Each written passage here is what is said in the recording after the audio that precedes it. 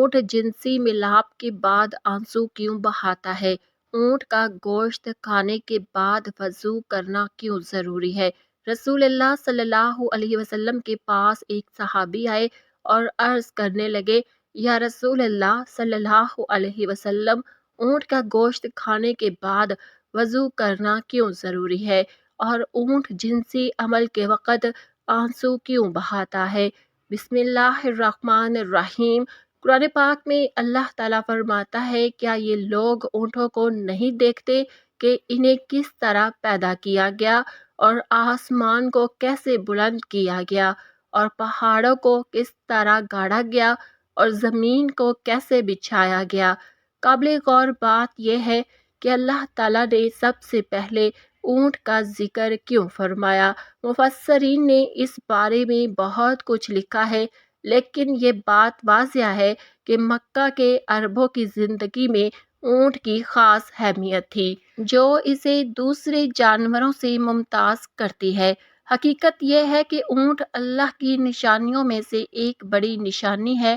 کچھ جانور ایسے ہوتے ہیں جن سے صرف گوشت حاصل کیا جاتا ہے، کچھ سے صرف دودھ لیا جاتا ہے، کچھ صرف سواری کے کام آتے ہیں اور کچھ صرف بوجھ اٹھانے کے لیے ہوتے ہیں، لیکن اونٹ ایک ایسا جانور ہے جس میں یہ ساری خصوصیات پائی جاتی ہے۔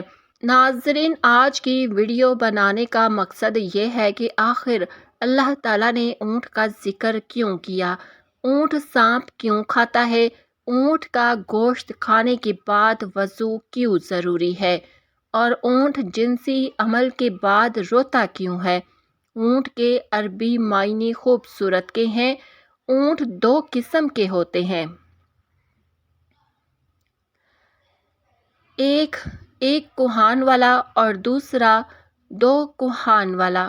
اونٹ کی سب سے بڑی خاصیت یہ ہے کہ وہ اپنی کوہان میں چربی جمع کر لیتا ہے اور ضرورت کے وقت اسے خوراک کے طور پر استعمال کرتا ہے۔ اونٹ لمبے عرصے تک پانی پیے بغیر زندہ رہ سکتا ہے، کیونکہ اس کے جسم میں ایسے خلیے ہوتے ہیں جو پانی کو محفوظ رکھتے ہیں۔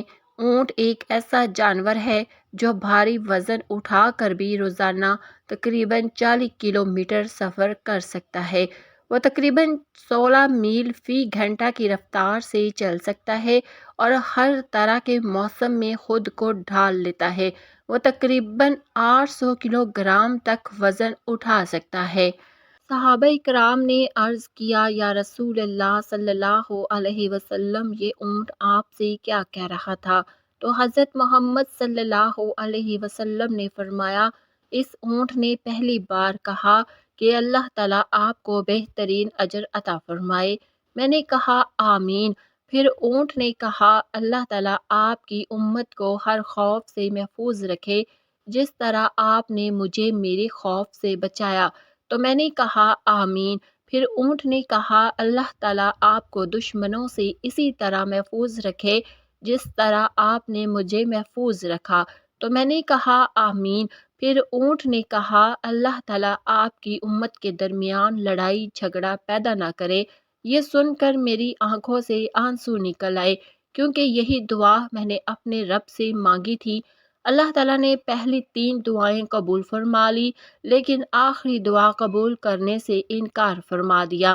حضرت جبرائیل علیہ السلام نے آ کر مجھے بتایا کہ میری امت آپس میں لڑے گی، جو کچھ ہونے والا ہے وہ پہلے ہی لکھا جا چکا ہے۔ ایک مرتبہ ایک صحابی نے عرض کیا، یا رسول اللہ صلی اللہ علیہ وسلم، کیا میں بکری کا گوشت کھانے کے بعد وضو کروں؟ آپ صلی اللہ علیہ وسلم نے فرمایا، اگر تمہارا دل چاہے تو کر لو، ورنہ نہ کرو۔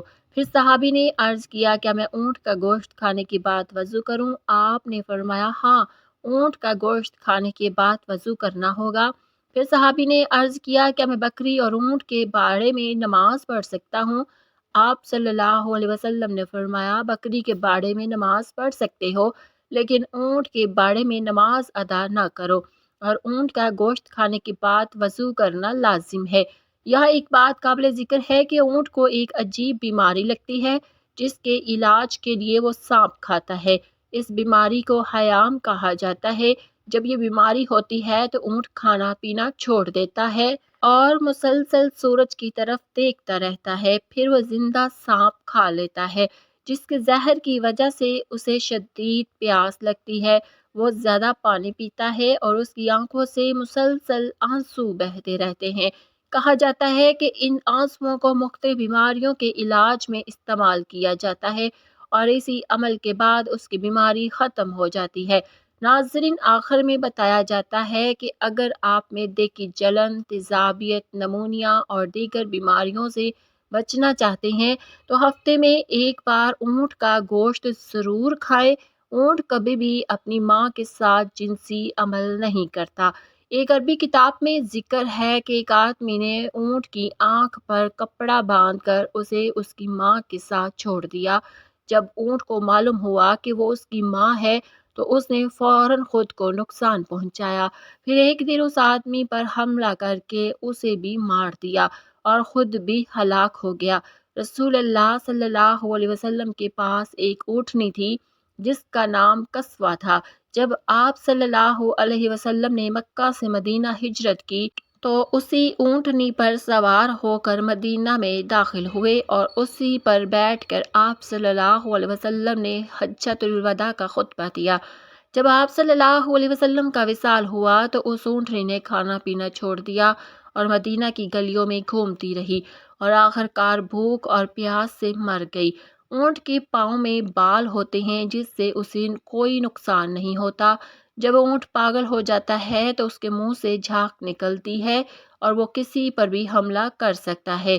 اگر کوئی شخص گھوڑے سے گر جائے تو گھوڑا بھاگ جاتا ہے، لیکن اگر کوئی اونٹ سے گرے تو اونٹ وہیں کھڑا رہتا ہے۔ اللہ تعالی ہمیں دین کی مکمل سمجھ عطا فرمائے اور ہمارا خاتمہ ایمان پر فرمائے، آمین۔ ناظرین، کمنٹ میں اللہ کے 99 ناموں میں سے ایک نام ضرور لکھیں اور اس ویڈیو کو اپنے دوستوں کے ساتھ ضرور شیئر کریں۔